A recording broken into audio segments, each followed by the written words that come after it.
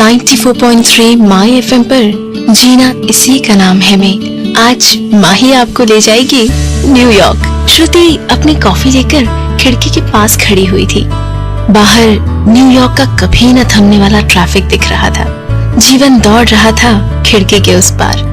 यहाँ खिड़की के इस पार जीवन जैसे कब से थम गया था। राम को मिले तब से।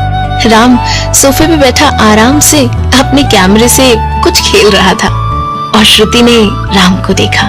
6.25 फुट ऊंचा, हैंडसम, हंसते वक्त जोर से कंधे पर मारने की आदत, किसी की तकलीफ को अपनी तकलीफ बना देने की उसकी आदत।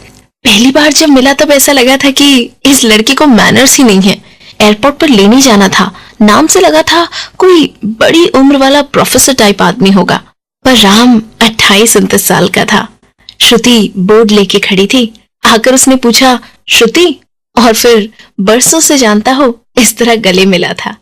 जब से श्रुति को पता चला था कि इंडिया से रिसर्च के लिए कोई फोटो जर्नलिस्ट आने वाला है और श्रुति की जिम्मेदारी है कि उसे न्यूयॉर्क में रखे और घुमाए, तब से उसने अपने आप को मानसिक रूप से तैयार कर लिया था इंडिया और अमेरिका की संस्कृति के लेक्चर सुनने के लिए।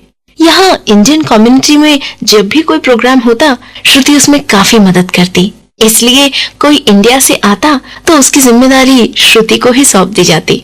जब से परदेश आई थी, इन लोगों ने ही तो उसकी मदद की थी, इसीलिए तो ना भी नहीं कह सकती थी वो। राम को देखकर पहले तो डिसअपॉइंट हो गई थी। राम रास्ते में छोटे बच्चे की तरह आसपास देख रहा था। कार से कहीं भी उतरकर फोटो खींचने की जिद करता, किसी भी आदमी के साथ बातें करने लगता, एक के बाद एक 5 डोनट खाने की जिद करता। श्रुति थक गई थी पहले ही दिन। यूएस में रह रही इंडियन और एनआरआई पर फोटो फीचर कर रहा था। श्रुति समझ सकती थी कि राम की लाइफ का पहला बड़ा प्रोजेक्ट था, पर इतना एक्साइटमेंट, राम के लिए तो ये काम जीवन से भी ज्यादा जरूरी था। लेकिन क्यों, जानिए बस कुछ देर में। 94.3 माई एफएम पर आप हैं माही के साथ। राम याद कर रहा था, जब मुंबई से निकला था 3 घंटे हो चुके थे फ्लाइट को उड़े हुए। मांगकर विंडो सीट ली थी, इसलिए पैसे वसूल करने के लिए पूरी रात जागकर खिड़की से बाहर देखता रहा।